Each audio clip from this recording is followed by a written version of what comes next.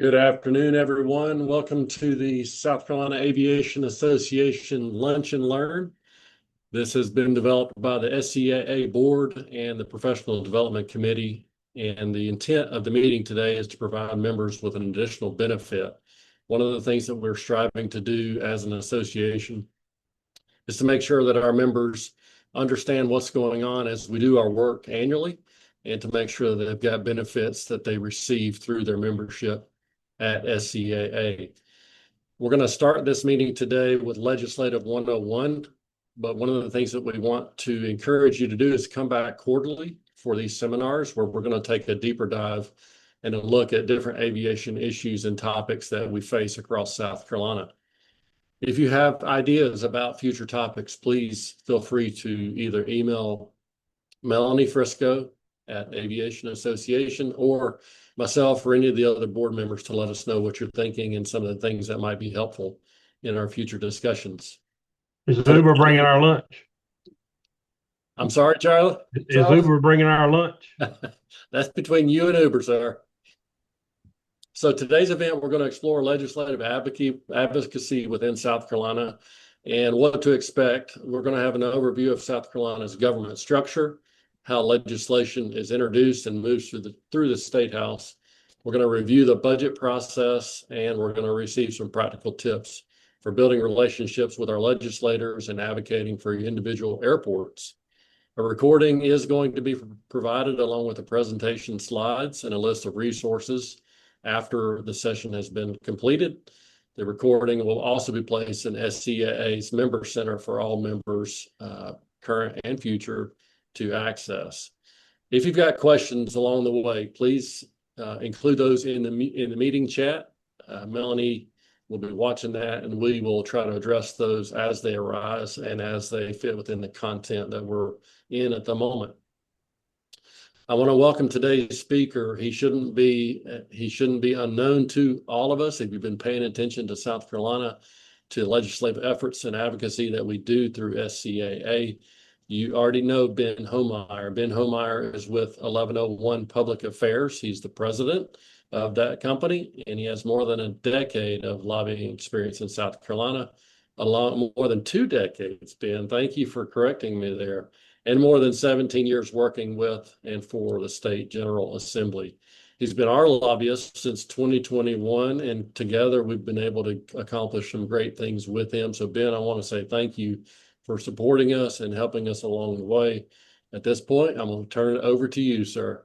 James, I appreciate it, and thank you all for being here. I apologize in advance for the bad dad joke punch you're going to get about aviation, but I'm going to bring you through the cabin if you'll walk with me this way. And if anybody needs to exit as we go, please just jump off. I wanted everybody to know we're going to go through some of this a little fast because we do just have an hour, but all of this, as James said, is going to be available for you to take a look at any point. You should all have my contact information. So if you have some other questions that pop up along the way, please feel free to just reach out and let's get going here as to what it takes to deal with the General Assembly in South Carolina, both from a legislative standpoint and a budget standpoint. And Melanie, let's start our tour here. So, why advocacy matters, and the biggest thing here is, as I have here, is advocacy is a year-round process. We technically just finished session yesterday, and as you see, that is well past May. The General Assembly is typically in January through May, dealing with all manners of legislation, everything from taxes that can be on your aircraft and dealing with derelict aircraft that are there on some of your fields, and then of course the budget process. And so we, though, have to be there all the time because this is really a process that we're going to take you through, that you're going to do so much work and I'm going to do so much work in the months that they are not there, that when they are in session in January through May, it makes for a much easier process for us. And y'all are industry experts in everything that is related to aeronautics and aviation. And it may be in just your little corner of the state. It may be in the entire state. So we're gonna go through that trip and talk about how that local voice is so important. You're you're going to hear me on numerous occasions talk about relationships and building relationships. And that is the one thing that at the end of this day, this hour, that I hope you walk away from all this and say, I've got to get to know these people if I don't know them, and I want to know them better if I already do, because these are the folks that are going to help decide how successful as a state we are and how successful as both a GA and a commercial airport system we are in South Carolina. And so, Melanie, let's keep on moving. So this may be a little rudimentary for all of y'all, and hopefully everybody's been watching the news, and those of you that could vote yesterday voted yesterday. But the Schoolhouse Rock version here is, we have three branches of government. We have the executive branch, legislative branch, and judicial branch. If all goes well, none of you on this call will end up in the judicial branch of this, and we'll just be dealing with the executive and the legislative side.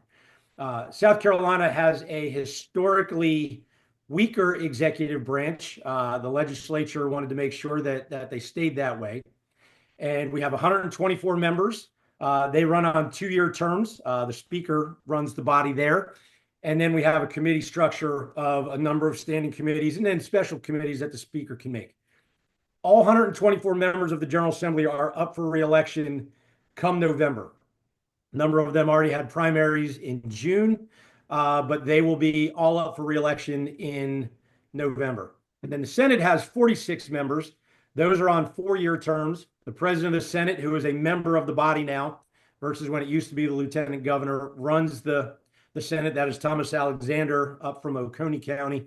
And then they have a similar committee structure like that, which is in the House, although everything in the Senate runs on a seniority basis. Okay, this is where we talk about the legislative calendar, and when I was saying that we need to be doing work early than just January through May. So right now we're in this summer fall period here in August.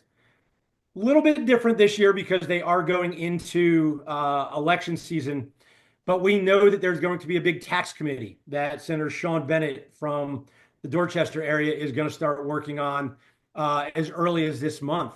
So, as I said there, you're looking at interim studies, agency meetings, and relationship building. We want to use the summer and the fall, these next couple of months, August, September, October, to get out there, to see members, to have members come see you, to just talk to them when we really don't have an ask.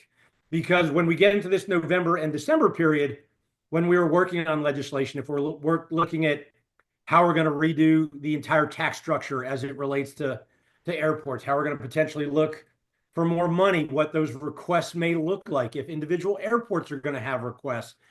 That's when we're really starting to get into that meeting period with those legislators. So we get into January, that second Tuesday in January when the session begins, and then runs right through May when we are just all in there. When I'm calling on y'all to come testify, James had to come testify, and poor man had to sit through some contrail hearings with me a couple times this year. Things that we don't necessarily think are going to be issues for us that pop up, and we got to jump in there. Maybe something that pops up in a McCormick or a Dillon or a Charleston that may just affect them, but we as an association are going to be able to jump right in there and hopefully make those calls that you've already been building those relationships with. And then in May, you see what's called sine die.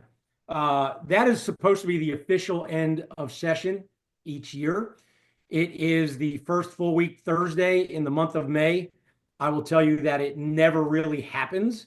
But what it does is it takes a number of pieces of legislation, moves them a little bit to the back burner, and allows us to then get into those other meetings and conversations that we need to have. So again, looking at this from what y'all may have seen as kids, how does a bill become a law? First thing that happens is we got to have an idea. It could come from any of you. It could come from a legislator who comes to us and says, Ben, I've heard about this. I need to know more about it. What do I do? It could come from Gary over at the commission, who is looking for some help from the association on something. And so you have an idea. Then we need to do what I do typically is then we get it drafted up and we kind of get it how we want it to look. May not be the final version, but a version that we want it to look like. Then it is we got to go out and we got to find people to do it. Who might those be? Now there are some folks out there that are great friends to aviation. Senator Josh Kimbrell up in Spartanburg, Representative Bill Herb Kurzman down in Beaufort. There are a number of folks that fly, use your airports both in the GA airport space, house their planes there, but then also in the commercial space. So we go to those folks first, and the area where maybe it is affected, and get those folks to help us and introduce it. Then we have to go through this whole process, the committee process. A bill is required to get 3 readings. Every bill that passes through the General Assembly has to get 3 readings in each body. So the introduction is reading number 1. Then we go to this process where it's in committee. So the first part of that, though, is the subcommittee. And the big thing there is this is when you get your say. This is when I am calling on the experts to come in and say, this is why this is so important. We need to change what is going on with aircraft that is abandoned at airports. I'm just going to use that bill that Joe Bustos had introduced this past session. And it's important for the following reasons. And so we know that there's a problem. Again, I'm just going to say Dylan. And so Charles may be coming and he's going to come testify. I've got 10 planes that have been sitting on the runway for 3 years. There's weeds growing up through them. They're unsafe. The subcommittee process is where the bulk of the work gets done and where we want to take that drafted and introduced version and make sure that it is as good as we can make it. So any amendments that need to happen here, talking with all the members of the subcommittee, and then getting that bill to committee so it's, as I said, as good as possible. So if we have using that derelict aircraft bill that was started in the House 3M committee, 17 members of the committee, but the subcommittee only has 3 members. Well, those 3 members then become 17 members in step 6, where it's a committee report. I am talking to all those members, and this is where we may take the 3 members that are only in, say, Dillon, Greenville, Charleston, and now they cover the entire state. So I'm going back out to the association, to Melanie and James are going, well, who knows somebody in Abbeville? Who is close to this legislator in Allendale? Who's close to this legislator in Cherokee? Because that's where all those legislators on that committee are going to be from. And we're going to be talking with them from a local level again. This is what's so important, is this is how it affects my area, your area, and how it affects the state of South Carolina. If all goes well, bill goes from the item 6, which is the committee, to the floor debates, where the entire General Assembly is now, in this case, the entire House will be looking at it, the 124 members. And this is where the entire association becomes oh so important, because we cover the entire state of South Carolina. As I'm out there talking to people, and those of y'all who remember every speech I have given to you at the annual meetings, I talk about how I can only vote for 2 people, those folks that are here in Columbia. But as a group, we cover all 124 members of the General Assembly. And so we're out there talking about how this is so important and how it is local to them, because they want to know how this really affects their constituents. That's the big thing. There's the opportunity for it to be amended further here on the floor. And if it is, or if it is not, we go for a vote. As long as we get 64, we're going to move forward. And then we get what's going to be second reading. And then the following day, as early as we can, we get third reading. And then the entire process starts over in the other chamber. It is the exact same thing. Got to get 3 readings. First reading is it's introduced. We go through the process. At that point, a senator may say, well, Ben, I've got this other issue I need to tack onto it. That is all related to aviation. What do you think? We talk about it. If it looks like it works, it may get amended on there. Then it goes to subcommittee, full committee, back onto the floor. and then it would go back to the other body, who then has to state whether or not they agree with what the other chamber did. So in this case, does the House agree with what the Senate did? If they do, then we go to step 11 and step 12. If they do not, then we go to step 10, which is called a conference committee, which is when you get 3 members of each body, 3 senators, 3 House members who will get together and then decide what the best version of the bill should look like. Do they want to take just the House version? Do they want to take just what the Senate added, or do they want to take both, but maybe with a minor tweak in there?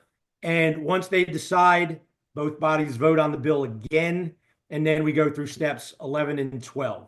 But all along the way, you have amendments that can go into this process. You get a fiscal impact statement, so we know what a bill is going to cost. And that is very, very important, because we've had pieces of legislation that have gone forward that had some unintended consequences. It was going to cost, $5 million out of the Aeronautics Commission's funds, so funds that you were going to be able to use, or it was going to shut down an airport by some happenstance. And so we got to make sure that we're checking along the way. We know what it's going to cost, and then we go through this whole entire process. If the governor signs it, goes right into law. If he doesn't, then we have vetoes, and then we have to go back and have those overridden or sustained. It takes 2/3 vote of each body to override a veto, and then it becomes law without the governor's signature. That's quickly how a bill becomes a law. We're going to keep moving along here. Okay. So I feel as though the committee matters more than a floor vote. This is where we're talking about the subcommittees doing the detailed work. In the Senate, only a committee chairman can assign a bill to actually be heard. So if we're talking about airline property taxes, that bill would go to Senate Finance. If Harvey Peeler, who is the chairman of Senate Finance, decides, I don't particularly like that bill, he could stick it in the bottom drawer, and that bill never gets seen again. In the House, while the committee chairman shape the agenda and help decide, there is a mechanism in which the primary sponsor can ask for a hearing, and within 7 legislative days, it does need to happen. Now, timing is certainly very important. If we're running a tax bill, you don't want to get stuck behind the budget. As you see there on the right are the list of committees where most of our stuff goes. The Ways and Means Committee deals with the budget early. So if we have a tax issue, we may know that it gets introduced in January, but it really may be the end of March before it gets heard, because they have to do other things. If we have a transportation bill, well, that we can start moving in January and working that calendar. So a lot of it depends upon what the issue is, where the issue goes. But the biggest thing is subcommittees are going to do all that detailed work. They're going to take your testimony. They're going to try and perfect the bill as best as possible there.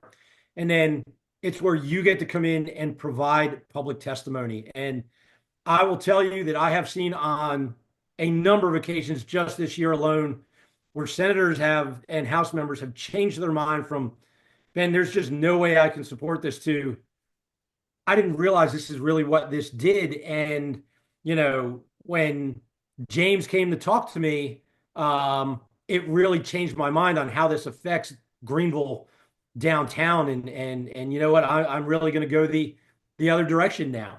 And so, and by the way, I'm now going to tell every member on the committee that I think this is the most important. And so now we're advocating not only outside the chamber and locally, but we're having committee members advocate from inside the chamber. And that also is an important constituency. If we can really get somebody to shop something for you and to truly buy into an issue, then, it's one of those things that when we were looking at changing the airline taxes a couple of years ago in Senate Bill 612, Senator Josh Kimbrell had really bought into the issue, and he helped sell it from inside the chamber while we were busy selling it from outside the chamber. So it's as many people as we can touch and as we can get on our side to become advocates for this. It is just such an important piece of the puzzle. Okay. So one of the biggest bills that happens every year, and as I alluded to at the very beginning of this, just happened yesterday, is the state budget.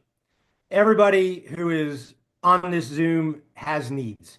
I know you've all worked through your CPIP. You talked with Gary. You've talked with economic development people in your areas, and all that goes into play in the state budget. And so we're going to have a 5-minute crash course on how the state budget works. And for those of y'all, I spent 7 years on the inside working for the House Ways and Means Committee, writing the state budget. So this is really my bread and butter here. So in November, you're going to get a revenue estimate. There's a group called the BEA, which is the Board of Economic Advisors. And those folks are going to tell the state initially how much money they have. This year, it was about $14.5 billion of state money. Now, that was up almost $2 billion over what was last year.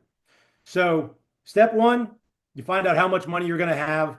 Then you go to step two, where the governor gets to write what is called his executive budget. This is where Gary Siegfried, who runs the Aeronautics Commission, is going to present to the governor's office how much money aeronautics needs. In this case, he had asked for $100 million in recurring dollars. And so there's a big difference between recurring and non-recurring, and they are just as they sound. Recurring dollars, something that's coming in every month. Think of that as hopefully your paycheck. Every month, you've got X amount of dollars that are coming in. Non-recurring is just one-time funds that come in. That's a lot used for infrastructure projects. If you have to build roads or a runway or a school, and you only need X amount of dollars one time. Unlike, again, using your paycheck, having to fund salaries and items that are continuously going forward. So the governor writes his budget. He can more or less dictate to his cabinet agencies what he wants to see in there. And then he takes the best amount of knowledge that he has, puts together a document. That then goes to step three, which is then presented to the House Ways and Means Committee. This is their starting point on the budget. Now, I'm going to tell you, in years past, when Mark Sanford was the governor and I worked for the House Ways and Means Committee, we were told to take that document and use it as a doorstop. They didn't particularly agree with Governor Sanford, and so we did not use that. It has been very different with Governor McMaster. The House has very much used that as a template, and they will make the statement, well, Ben, is it in the governor's budget? Because that makes it a lot easier for us to fund as we're going forward. They realized that it was a priority from the very beginning, and that's super important, as you want it to be a priority as early as you can. Now, like any other bill, has to have 3 readings. The difference here is in Ways and Means, there are 7 different subcommittees that are looking at everything. We go through Heather Crawford and the Transportation Committee. Those of y'all that were at the meeting last year in Myrtle Beach, she came and spoke. We had her on purpose because it was in the middle of the budget process. And Heather is very familiar with aviation and the issues that we have. Goes through that subcommittee process. We present information all along the way. We support what it is that aeronautics is doing, but then there are also some individuals that are looking outside of that are looking at projects. And then all goes well. They produce a document. It goes to the House. It takes about a week on the House floor, where a typical bill probably takes anywhere from 30 minutes to a couple hours. This debate on the budget takes an entire week, and there's no other legislation that gets discussed when they are doing the budget. And this happens typically in mid-March. Those of y'all that ever want to see that process, usually the week of March 13th, you get to see all the amendments get put up. They have to vote on every individual section. It is quite the process. And then it goes through Senate Finance, who goes through the same thing. Conference committee here always meets, 3 members of the House, 3 members of the Senate. And that is what has taken the last 2.5 months of negotiation to happen. There were a number of projects. There was different fundings mechanisms that were in place that both sides could not agree on really until yesterday. Well, July 22nd, they produced the conference report. Yesterday is when it got voted on and agreed to. Just a couple of highlights for y'all as to what is in the budget if you do not know.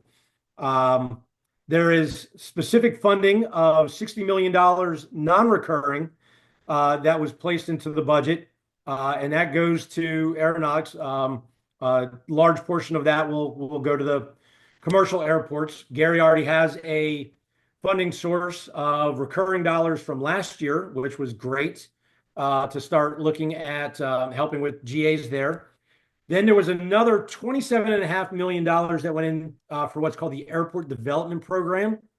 This is runway projects, 25 million non-recurring and 2.5 million in recurring was there. Now, as you'll see on the left, the third bullet is something called provisos. And provisos are 1-year temporary laws that determine how funding actually gets put out there. And so like there are 2 different provisos that are governing the $60 million and the $27.5 million. I'll just read you one of those. The $27.5 million is governed by the following proviso. Of the funds appropriated in item 66A, that's where the money is, for the airport development program, no less than 75% shall be granted to commercial airports for major runway improvement projects. And so they're then going to have to come to aeronautics, compete for that funding. But that proviso will go away potentially next year. It would have to be completely reauthorized if it's going to happen. Couple other items just quickly. Federal funds, while the budget was about $14.5 billion in state money, it is about $44 billion in total. So you're looking at another $30 billion that comes in from all the tax money that goes out to the federal government and then comes back in the form of, it could be grants, it could be direct appropriations. And so there's a large amount of dollars that then come back to the state. And then individual airport funding opportunities. We know that there were a couple projects that got put in. Sumter this year tried to do $500,000 for a project there at local Sumter Airport, Greenville downtown, and then McCormick. It doesn't look like those projects are going to end up being funded. There's still a small possibility there, but it does not. But all along the way, there is that process through the amendments, knowing where the money is all along the way, whether it's recurring, whether it's non-recurring, allows me to go and continue to ask and continue to push. In the original version, there was about 25 million in recurring that got changed around in the final version. It is a long process, and it literally takes from November until yesterday. So August 12th for us to finally have a budget, and we're still not entirely done because like everything else, it goes to the governor who can veto specific portions. And then the General Assembly would have to come back and decide whether they're going to override or sustain those vetoes. So the budget is not entirely done, but we feel very good about the $87 million that will be going to aeronautics. $2.5 million of that is recurring, goes on top of the $5 million from recurring last year. So we're making progress. We've come a long way from where we started in 2021. Okay. You're going to see a little bit more of this in a video, which is going to pop up in just a minute. But how to read the budget it's almost like an art. You need to understand how to read between the lines in some of it. What is going to be recurring, non-recurring, what the agency requests are. We have a different document called the Capital Reserve Fund.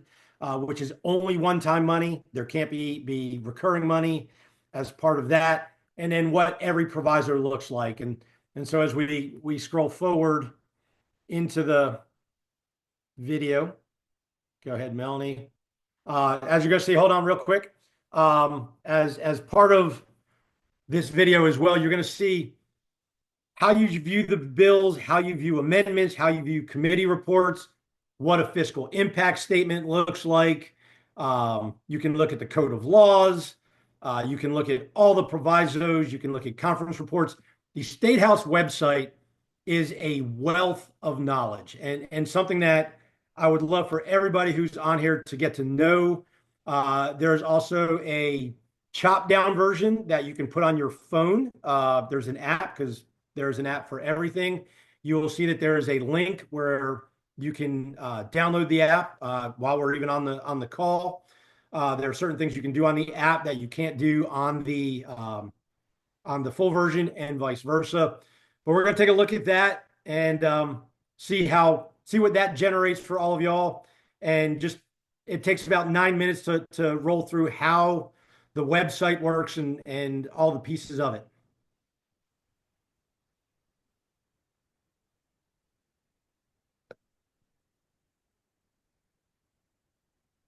Got proviso summaries if you need to.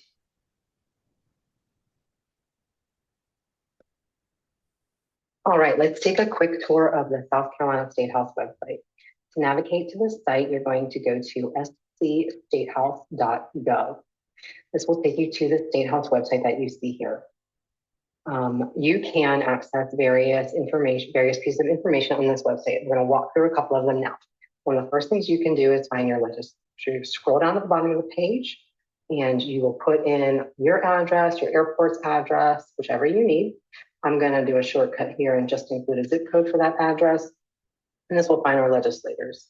Your federal legislators are listed first, and then the state senator for the Senate district is Ed Button, and Wendell Gilliard is the House District 111 representative. You can also use this website to find and track legislation. You can search by a bill number, should you know it. We can search for Senate Bill 436, which was recently passed into law. There you'll find the patch of the bill. You can follow along. These green dots will fill in as steps are taken.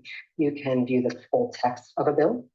You can view the vote history to see how members voted on the bill. And you can view the fiscal impact of the bill and any amendments that are made to that fiscal impact.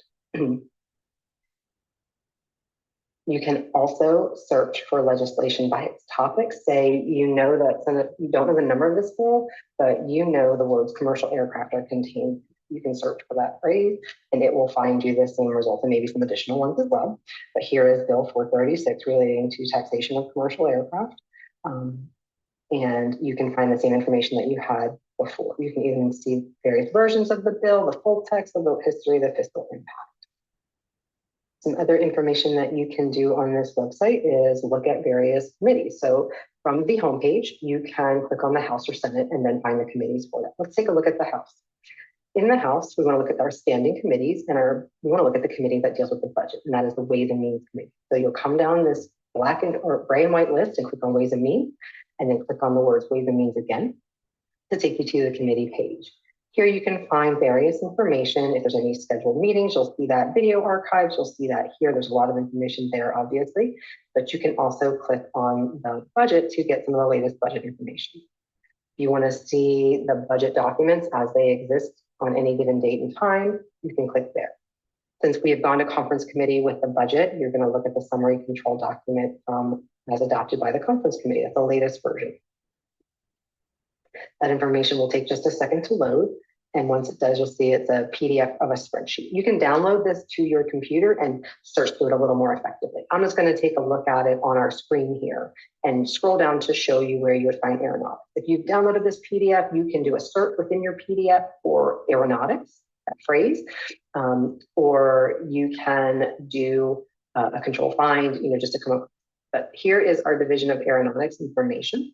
As you can see, this is where The budget information for aeronautics is included in here and then provided us an update on the budget a little bit.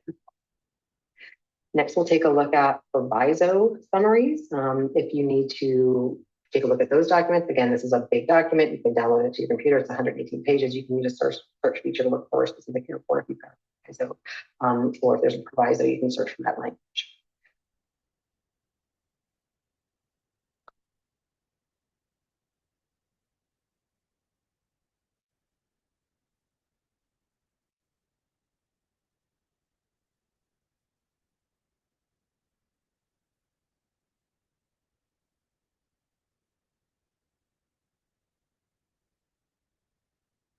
All right, we took a look at the health proviso summary, and now we can also navigate some other areas of the list. Let's say we want to continue looking at legislation, but perhaps the legislation we're thinking of did not pass. So we're going to do a search for a bill number, 3915. And while that's searching, it will pop up with information. So this is going to take just a second to load right now. But as you can see, this bill stalled right here. The green dots show you something was completed. Anything white is incomplete. As you saw with the previous bill 436, every dot needs to be filled in for a bill to be signed into law. This Clean Air Act was introduced in 2025 and was referred to the Committee on Judiciary. And there it stayed. There have been several hearings throughout 2025 and 2026 on this bill. However, it was never passed out of the committee. So we expect to continue to watch this bill. It will have to be reintroduced in 2027. We expect to continue to watch it. Legislation has impacted airports in the past, the way it was written. We'll continue to watch for that. And if that's the case, we'll let airports know how we need them to act to best advocate for our state airport system. Some other information that you can do on the website is you can look for Senate committees just the same as you looked for House committees.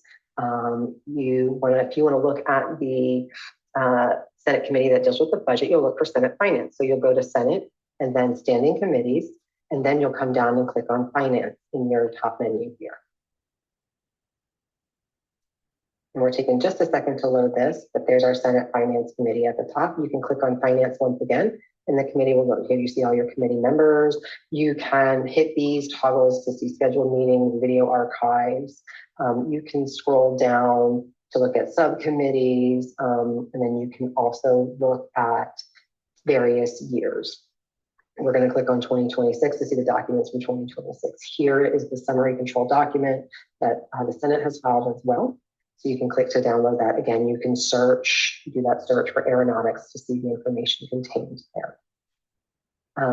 This is a really brief overview, and we're happy to go in a little more depth with you if necessary. Another thing to remember is that if we're providing information about a summary control document update, we're going to provide you a direct to that document via our SBA update. Real quick, I want to just share with you information about this mobile app that you see at the top of the State House website. If you are out and about meeting with legislators, a great thing to do is download the State House app. Do it now so you have it when we get started in session and when we need this information at our fingertips. The State House website is really great to navigate on a desktop. Using the app on your mobile device makes it easy to navigate. You can also, once you pull up legislation on the app on a mobile device, you can go ahead and track that legislation, and you'll be notified of any hearings or progress that bill makes. So on the State House website, just expand this mobile app in the upper right corner, and you can search for this on Google Play or the App Store. Looking for the SC Legislature mobile app. We definitely recommend you download that now before session starts.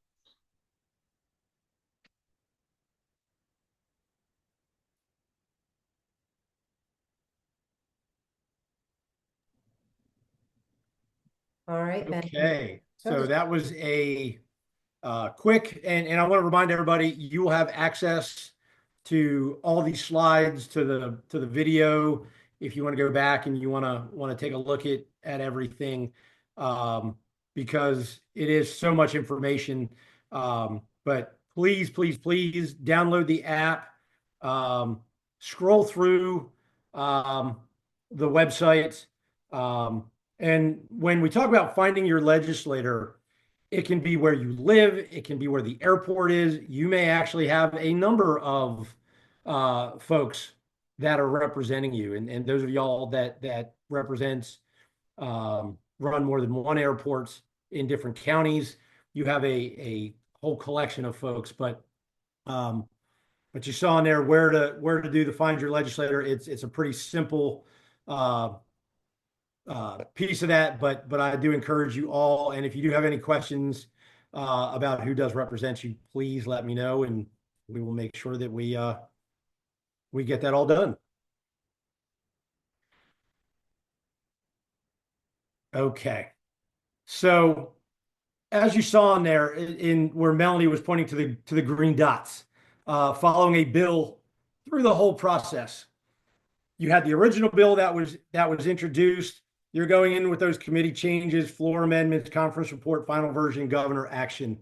What is originally introduced in step 1 and what is the final version in step 5 that the governor goes to see could be holistically different. It could be exactly as it was introduced, but being able to follow it throughout and being able to look at all the different versions that are there, because at times we may want to say, you know what, that introduced version is a better version than what was amended 3 different times on there. And sometimes they will make it back to what was the original version. It's kind of interesting how that whole process goes. But on the website where you can look at every piece that is out there, looking at all the different versions, and then being able to make an argument that, you know, the version that was introduced on June or on January 18th is a better version than we're taking up from March 13th. And so just being able to go through that process and look at each piece, I think is super important along the way as you're trying to pass a piece of legislation. Back one. Okay. I have been talking a lot about building relationships with legislators. And again, I think this is going to be the absolute most important thing that we talk about. You want to become, as it says down the bottom, become a trusted resource before you need anybody's vote. You want, literally short, and I've used this analogy before, shorter than putting a forkful of food in their mouth, you need to talk with legislators. If you're nervous about talking with legislators, please let me know. We can talk through it. I assure you, they are regular people just like everyone else.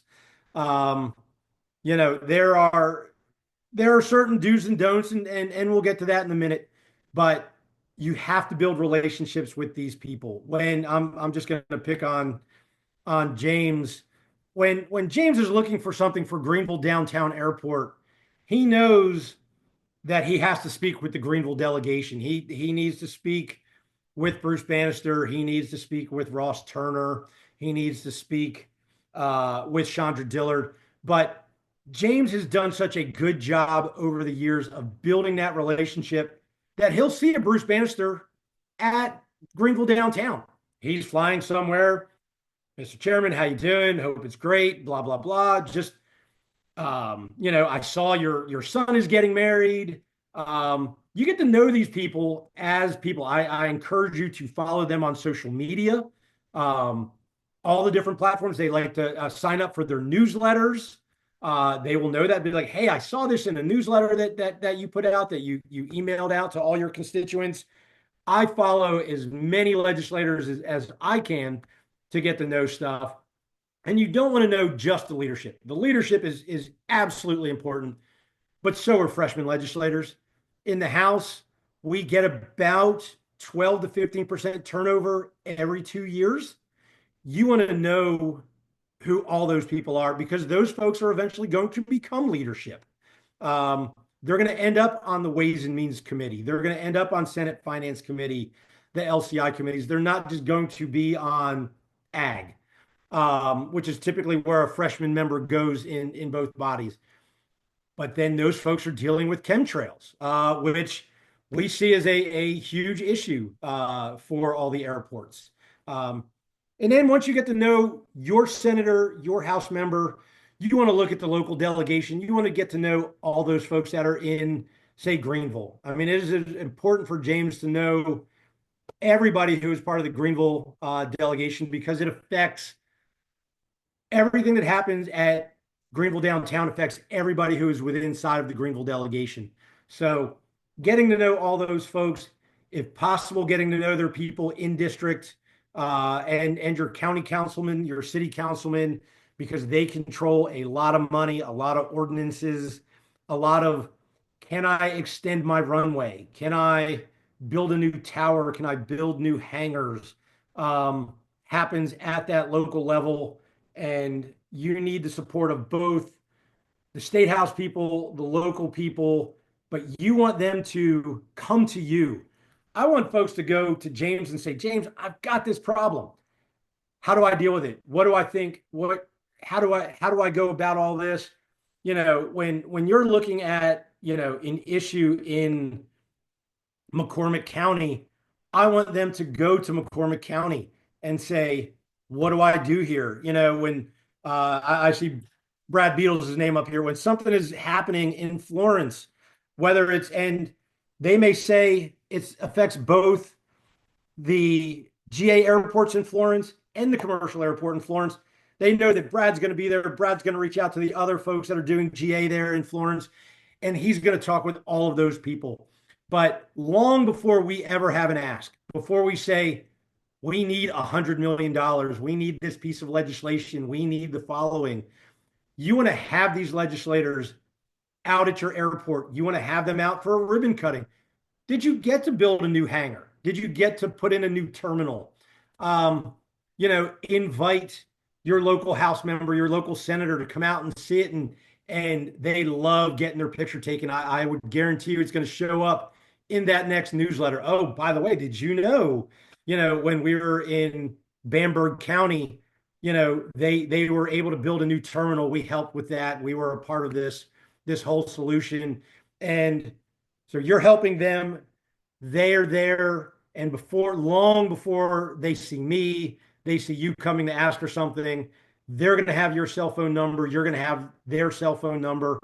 And you're going to be coming at this from a part of the community, not just somebody who says, I need this. I need this. I'm there with my hand out all the time. And you should end all of these conversations that you're having with them as, what can I do for you? What is it that you need that my local airport can do and be a part of? So you see your legislators, you meet these folks. Hopefully they're not putting a forkful of food in their mouth. But here's what you want to do. You want to be concise. You want to know your issue. You want to know your issue backwards and forwards, and you want to know both the positive and the negative of the issue, because you're going to need to tell them, here's what it does. Here's the good. Here's the bad. Here's a little bit of in between, and make sure you know all parts of what it is that you're asking for. Bring data. And I'm not talking bring a phone book. I'm talking bringing a one pager, bringing maybe a couple pages, but you want to bring them data as to why, if I build a new terminal, if you help me get money to build a new terminal, it is going to do the following.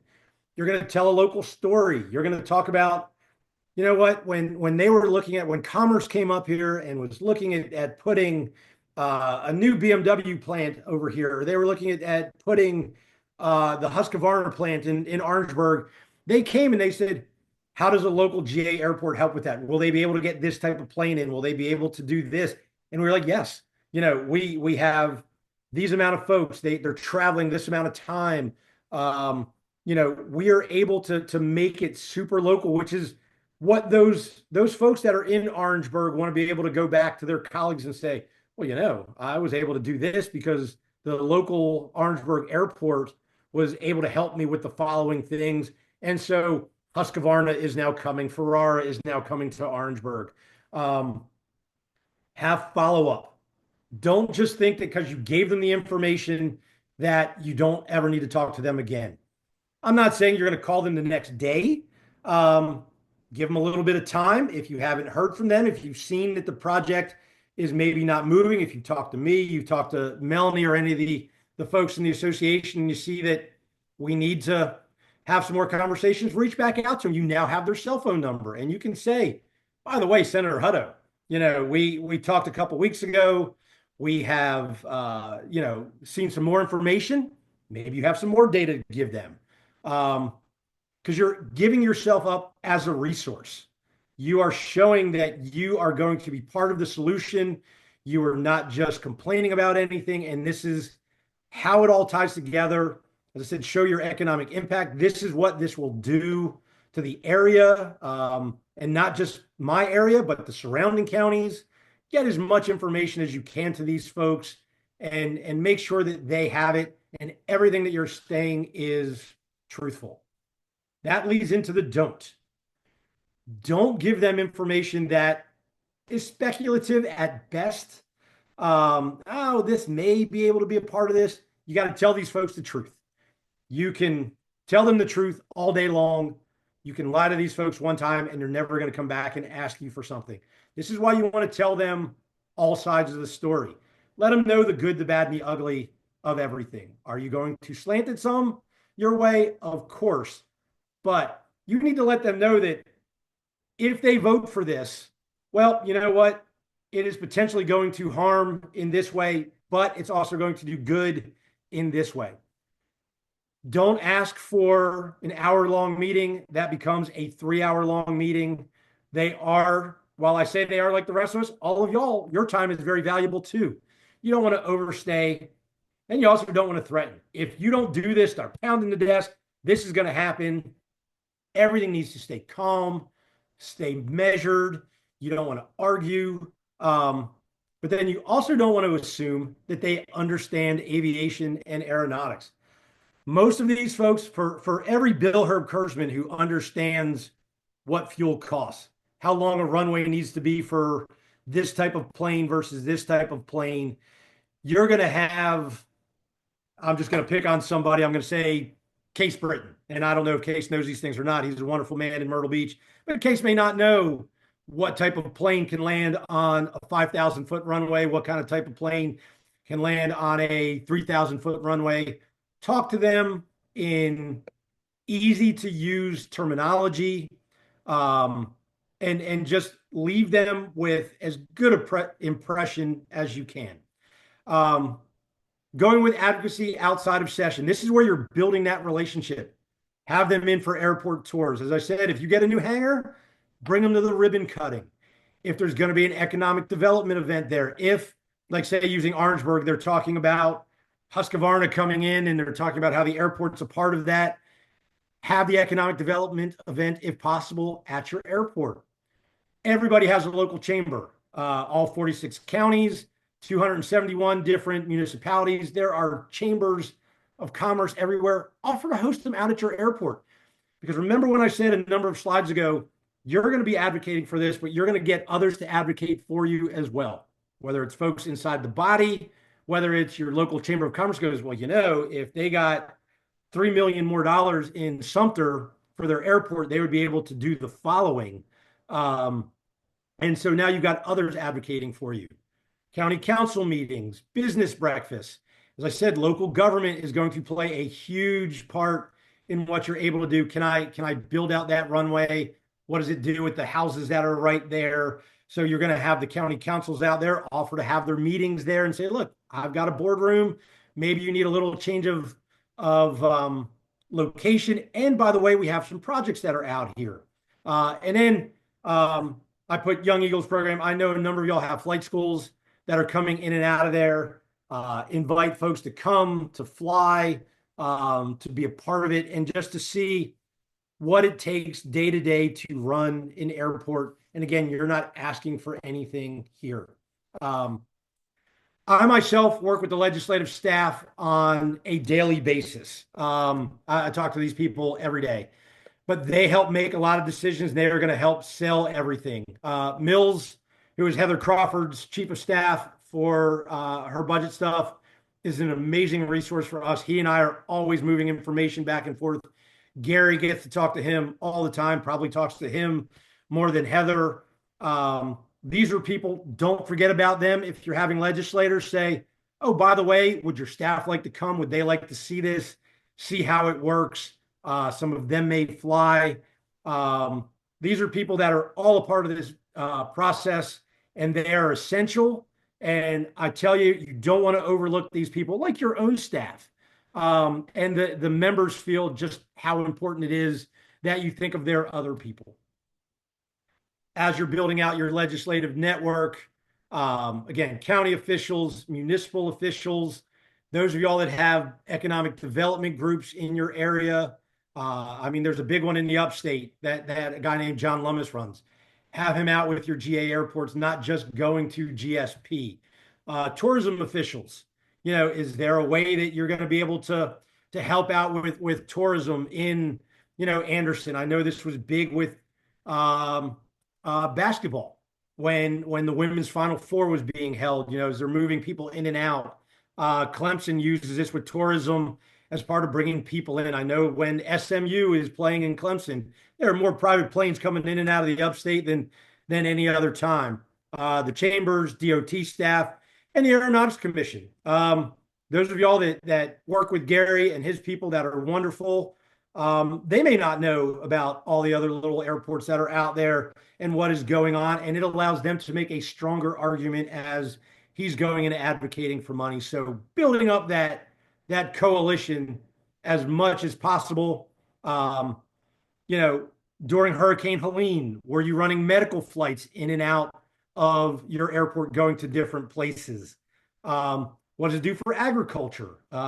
This rolls in a little bit with the chemtrails, but how are you working with farmers? Are they able to store their planes that are there that they're using for crop dusting? Disaster response. Can I get people out of Beaufort if there's a hurricane coming and we need to? Tourism, and then of course economic development and jobs. It always comes down to it, legislators. How many jobs is this going to create? How many jobs are here? How many jobs is this going to leave in my district of people that I represent? And we are coming to the end. Always trying to have a one-page leave behind. Always get their email and their cell phones as much as you can. No talking points. Talk to me. Again, if you have questions, should I say this? Should I not say this? Maybe how should I say this? And making sure that you have clear facts and a local story when we come for testimony. The better and more effective you can communicate, the better things are going to be for everybody, not just in your area, but for aviation across the whole state. Okay. Again, just some common mistakes. Don't ignore freshman members, only contacting legislators when you need something, waiting till a bill reaches the floor, assuming one meeting is enough, failing to follow up. Again, this may be very common sense, but want to make sure that you have this when I talk to a legislator. What do I need to do? What do I need to make sure that I touch on? And I know none of y'all are gonna make mistakes, but they do happen as you're going on. Continue to look through the State House website. Continue to talk to me. Continue to talk to Melanie, the folks at the association. Go look through old House and Senate journals. They are all on the website. You may want to look for some history on aviation-related bills. And then look through legislative manuals. All your legislators will be happy to give you one. You can look through old budget documents. All of that is there on the website and is a great source of information. I think we have one more to go. There you go. 5 rules for successful advocacy. Relationships, relationships, relationships. They matter more than the politics. Doesn't matter you're a Republican, a Democrat. You want to be the person that is the trusted resource that they come to. Educate them all before anything is introduced. Staying engaged. And every airport has its own unique story. As you are all unique people, you want to tell your unique story. And that all feeds back into how that relationship matters and how you can be such a great voice for everything that you need in the state of South Carolina. Ben, thank you so much. I know that was a challenge to get through. That's a lot of information that you covered today. I appreciate you doing that for us. I want to thank the members for attending. I do want to open the floor one last time for questions. I didn't see any roll through in the chat on the side of the screen here. If there are any questions, I'll pause just for a brief moment to see if anybody has any. I just want to say to Ben, thank you. And I think everybody that's listening, I think we really need to stress to all our legislators, our local politicians, that the airports, whether it's commercial or whether it's general GA, are the backbone of infrastructure for all our counties across the state of South Carolina. That's never been bred into some of these politicians or to the family or to the communities. You know, we need to let them know the airport is what makes economic boom go. And that's what we want to be playing on. Charles, That's all thank I you. say. Thank you. You've done a great job there doing that in Marion. I applaud you for that. I know you've had them out a number of times to your airport. Continue that work. I know a lot of the others that are on here have also done the same, but we definitely heard that encouragement from Ben today to engage and have those relationships, and that's huge, y'all. Just to keep that at the forefront of everything that you do day in and day out at home, so that when you do go to Columbia, you're prepared and ready to go to walk right in the door and talk with somebody that you already know. I want to remind all the attendees that this meeting was recorded today and that the resources and the meeting and the PowerPoint will all be shared with you post-meeting. And again, we're going to put that into our member benefits area of our website. So make sure that if you need it, if you want to reference it, you can go there. And as Ben said, feel free to reach out to him, to Melanie, myself, any of the leadership team of SCAA. We want to make sure that you're engaged and equipped, and we look forward to moving into this next session with you as we prepare over the summer and fall, and look forward to seeing you in person soon. Melanie, thank you so much for putting this together for us. Ben, thank you so much for delivering the message. I appreciate you all being on. Thanks so much and have a great afternoon. Thanks all. Thank you. Thanks, James.